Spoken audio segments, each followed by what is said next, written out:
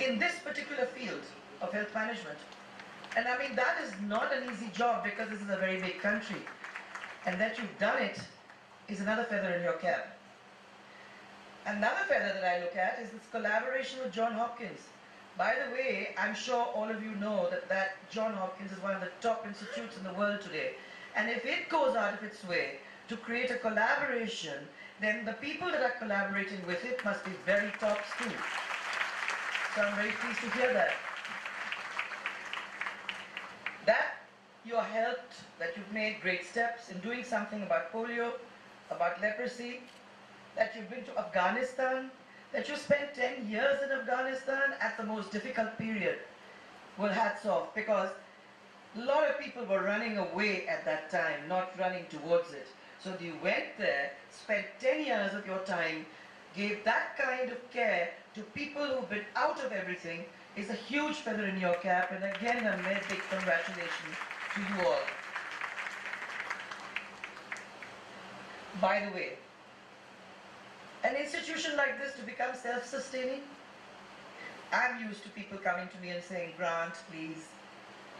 But here is one which has actually managed to keep its pride intact, which has managed to make an impact countrywide, and which has still managed to be self-sustaining, and which I think goes on to higher heights.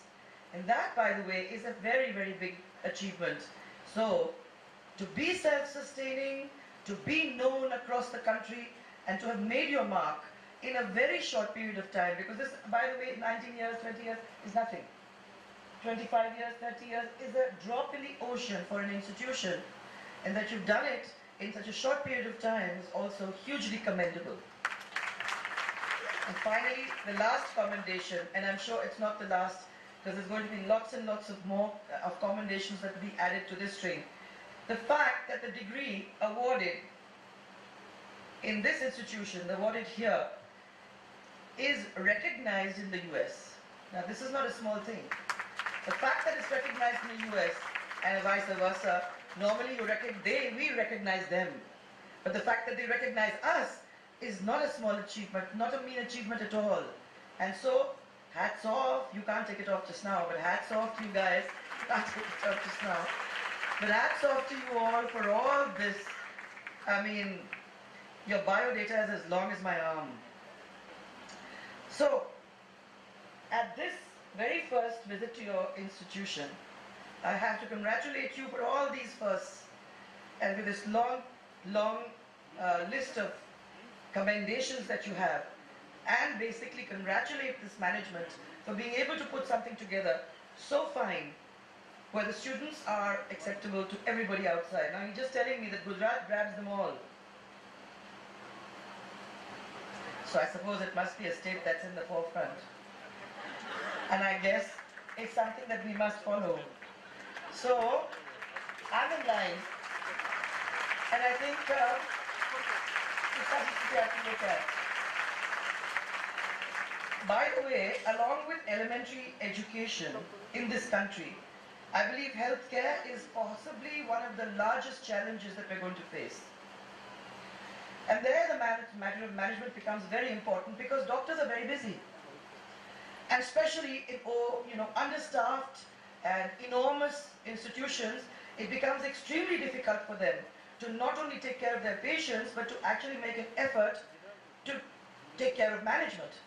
And as I see it now, without management, a hospital cannot, in this day and age, run well. So here is a very, very important skill, and that I think that it is absolutely essential that professional training is awarded to you all, and that the quality of healthcare, which today is dubious, is actually strengthened by the fact that you people work alongside it.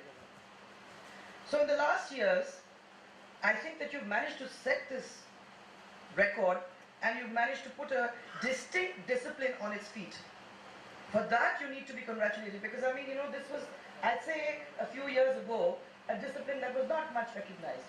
Today it is very recognized, and everybody, and I just had the opportunity of meeting the Manipal hospitals people that come over.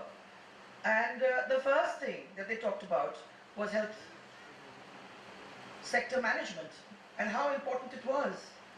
And a few days later, here I am at an institution that takes care of just this.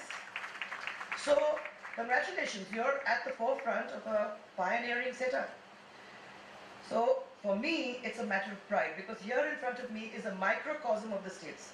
I asked Mr. Mehta to just tell me who all and where all do all these students come from. So he said 19 states, amongst them Rajasthan. So when I see you all sitting in front of me, I'm actually saluting the nation because everybody is here. There's so many of you working in this field who will take Gujarat to Andhra and maybe Andhra to Rajasthan and Rajasthan to UP and UP to Bihar, and it just goes on, and this is cross-pollination. And with all of you setting standards at each of the hospitals that you take over, I believe that not only will you be raising the pride for your own state, but you'll be doing a service to all mankind and to all the people in that area. And now, thanks to you, people like All India Institute have suddenly woken up and understood how important this particular area is. Now, as far as Rajasthan is concerned, really, I do believe that it does not inspire too much confidence. In our previous years, we tried very much to upgrade infrastructure because I believe that was most important, particularly for referral hospitals and for teaching hospitals, and creating public-private partnerships, at least in the diagnostics field. And I remember when we were doing this, it was really difficult to break into the field because they said, well, you know, this is the way it's been for so many years. So when you start thinking out of the box and moving into an area that not many people have used to, you get lots of people standing in the way. But then at that time, if you lie back and allow them to walk over you, then you had it. At that very point, you've got to be able to stick to your guns, to understand that the principles that you set forward were done with a certain amount of reasoning. You don't back away, you do what you have to do, and that the result stands there before you. So it's very important that you don't step away. Tertiary care units, telemedicine, I remember when we brought it in 2003-04, people said these things don't work. But now, you see it around the country and definitely abroad, that tertiary care is very, very important and telemedicine is used by everyone. In those days it wasn't. Now I would say to you all that it's time for us all to learn from the past and to formulate a future course of action. To understand that thinking out of the box may be difficult, but when you set out, it isn't difficult at all. You just have to let yourself flow, go with the flow. As of 1st of January 2014, the Rajasthan Medical Council had 34,200 MBBS doctors registered with them. This actually registers to one doctor per 200 of the population.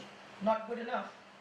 And I need to be able to increase the number of qualified doctors, and this is paramount. And I realize that lots of things have to go with it. The quality of education, the quality of healthcare that you will provide, plus the quality of salaries and perks that the doctors and the people going with them manage to get. Obviously, they will graduate or slowly gravitate towards the areas which gives them these very good opportunities.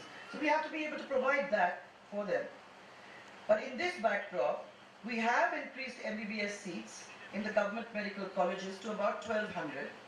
And we've also got 500 in the private medical colleges. So that's a step in the right direction. Now we are looking forward to some more medical colleges coming up under the Rajasthan University of Health Sciences in Jaipur. In fact, the state is now planning to establish something like 7 new government medical colleges and then graduate next to upgradation of some identified district hospitals. This has become very important. Somewhere along the line, we have to start thinking differently, Mehta sir, and all of you. And I think the time has come for all of you to give us ideas, to understand how this archaic setup of primary health center, the community health center and on to the district hospital and on to specialty and super specialty hospitals. How do you integrate these?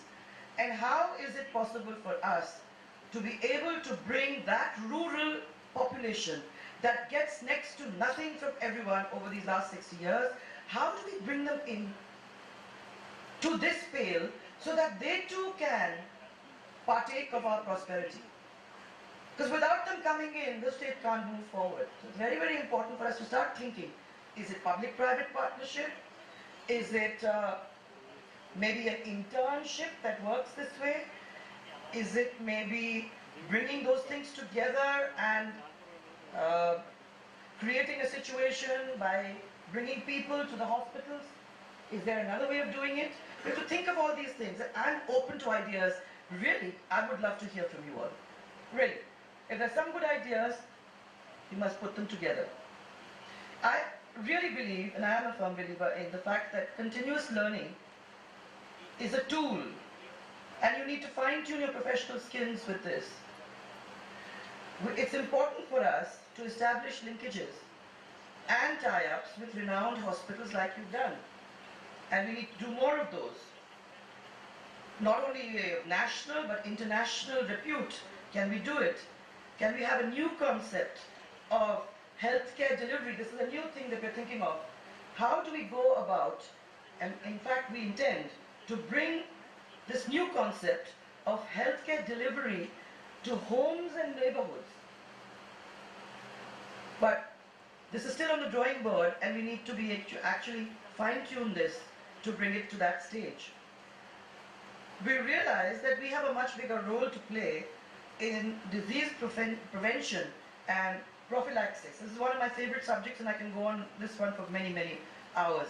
Because I really think that before you get on the table and somebody cuts you up, somebody takes you for operation, why can't we talk about preventive health care? Why can't we organize exercise? Why can't we see to it that we eat okay? Is it important for us as very svelte creatures when we get married, and 3 years later we swelled up to enormous proportions, and until somebody takes us, puts us on the table and does a heart operation or whatever it is, we don't even think about diet. We don't even think about walking. We don't even think about exercise. So I am insisting that this is a new line, and we must pay attention to prevention. We must pay attention to prevention everywhere. There must be some kind of units that take care of this. So now we're looking at also access of patients to quality cancer care. There's another disease that is really ruining people's lives. And to this end, we're setting up a state-of-art cancer institute in the Rajasthan University of Health Sciences in Jaipur. Also, improve what we have in Bikaner to a large extent, because Bikaner is also known as the cancer center. And I'm setting up a small tertiary care for cancer in Jhalawar. And we're also looking at a focused program awareness against these lifestyle diseases, basically sustain our efforts in controlling water and vector-borne diseases. This is another area that we really need to work on. So in the future course, upgradation of laboratories, these NABL and all these, that's another area that we need to really look at. Given this very specialized nature of modern healthcare, I think that the time has come for us to infuse into our healthcare systems professional managers, and that's where you all come in now.